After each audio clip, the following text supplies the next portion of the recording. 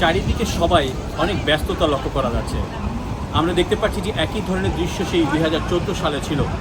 আমরা তখন দেখেছি যে ভারতের যিনি ছিলেন সুজাতা তিনি তখন তখন তিনি চারিদিকে কিন্তু নির্বাচনকে কেন্দ্র করে জাতীয় পার্টি, আওয়ামী লীগ সবার সাথে বেশ কিন্তু সুজাতা সিংয়ের একটি আমরা দৌড়ঝাঁপ লক্ষ্য করেছিলাম।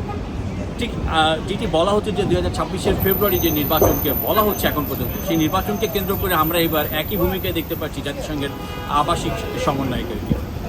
তো আসলে কেন তিনি করছেন গোয়েন আমরা দেখতে পাচ্ছি যে বিএনপির সাথে তিনি দেখা করে তিনি বিএনপির সব ধরনের লিস্ট তিনি পেয়েছেন, নমিনেশন তেমনটি দাবি করেছেন। ঠিক আবার বলেছেন যে একজন পররাষ্ট্রমন্ত্রী হতে যাচ্ছেন, এবং আমরা দেখলাম গভীর রাতে তিনি গিয়েছেন নূরের বাসায়, এবং সেখান থেকে আসতে না আসতে আজ তিনি দেখা করেছেন জামাতের আমিরের সাথে।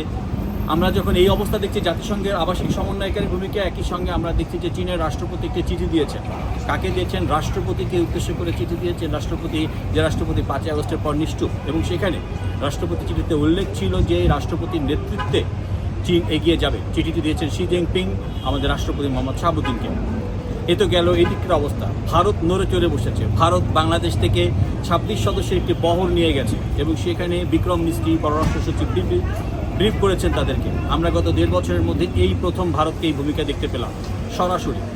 এখন আমরা লক্ষ্য করছি কি এদিকে জামাতের তৎপরতা আমরা লক্ষ্য করছি। জামাতের জানেন শিশির মুনির একটি মন্তব্য করে বেকায়দায় পড়েছেন। রোজানা পূজা সেটির ব্যাখ্যা দিতে আসতে তিনি জামাতের অফিসে গিয়েছেন। ওদিকে নাহিদ বলেছেন সবাই যে যার মতো করে এক্সিট নেওয়ার চিন্তা করছেন। আসলে নির্বাচনের আগে কেন সবাই এরকম ছোটাছুটি করছেন, কেন সব কিছু সমীকরণ মিলছে না, কি কারণে সব কিছু এলোমেলো হয়ে যাচ্ছে, সেটি কিন্তু সারা বাংলাদেশের মতো কারো কাছেই এখানকার জনগণের কাছে পরিষ্কার নয়। বাংলাদেশের মানুষ অধীর আগ্রহ রয়েছে একটি সঠিক সমীকরণ মিলবে, একটি গ্রহণযোগ্য নির্বাচনের দিকে এগিয়ে যাবে। আমরাও রয়েছি এই সমীকরণ কোথায় মেলে সেটি দেখবার অপেক্ষায়।